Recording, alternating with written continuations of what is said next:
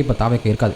இவங்க வந்து தனியான ஒரு அரசியல். ஏன்னா இப்போ நம்ம வந்து எல்லா அரசியலும் பார்த்துருங்க. திமுக அரசியல், அதிமுக அரசியல் எல்லா அரசியலும் பார்த்துட்டோம். நம்ம ஸ்டார்டிங்கில் நம்ம இருந்து பார்த்த அரசியலே மக்களுக்கு வந்து இதான் அரசியல்ரா அப்படின்னு புரிஞ்சு போச்சு.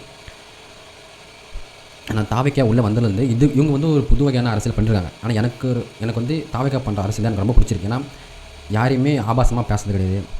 நீதிமன்றம் என்ன சொல்லுது, காவல்துறை என்ன சொல்லுது, அதைப்படி தான் அவங்க வந்து எல்லாமே பண்ணிருக்காங்க. மீட்டிங்காக இருக்கட்டும் எல்லாமே வந்து காவல்துறை என்ன சொல்லுது, கோர்ட்டு என்ன சொல்லுது, நாங்கள் அதை இப்படி தான் கேட்போம். நாங்களாம் வந்து இது பண்ண மாட்டோம். மற்ற கட்சி என்ன வெளியே இறங்கி ஆர்ப்பாட்டம் பண்ணுவாங்க, அடிதடி பண்ணுவாங்க, சிக்கன் ரைஸுக்கு வந்து அடிச்சுப்பாங்க, பிரியாணிக்கு அடிச்சுப்பாங்க, பொட்டிக்கல்ல போய் அடிச்சுப்பாங்க. எனக்கு ஃப்ரீயாக தர மாட்டேங்க, நான் யார் தெரியுமா, நான் எந்த கட்சி ஆள் தெரியுமா, எனக்கு ஃப்ரீயாக கூட அப்படின்னு அடிச்சுப்பாங்க. இது எதுவுமே தாவேக்கா பண்ணலை. தாவேக்கா தான் வந்து ஒரு சிறப்பான அரசியலை அவங்க பண்ணிட்டுருக்காங்க.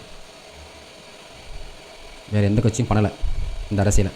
வரலாறு காணாத ஒரு அரசியல் தான் நம்ம வந்து 2026 பார்க்க போகிறோம். இன்னும் ஒரு 6 மாதம் இருக்குது, வெயிட் பண்ணி பாருங்கள். இது அதாவது தாவேக்கா வந்து ஒரு எப்படிப்பட்ட கட்சியாக மாறப்போகுது, எப்படிப்பட்ட வாக்கை பெறப்போகுது அப்படின்னு எனக்கு ரொம்ப ஆர்வமாக இருக்குது பார்க்கறதுக்கு.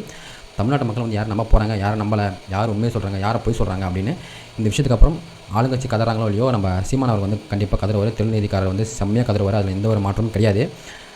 பார்ப்போம் 2026 யார் ஜெயிக்கிறாங்க. சும்மா பிளாஸ்ட் தான்.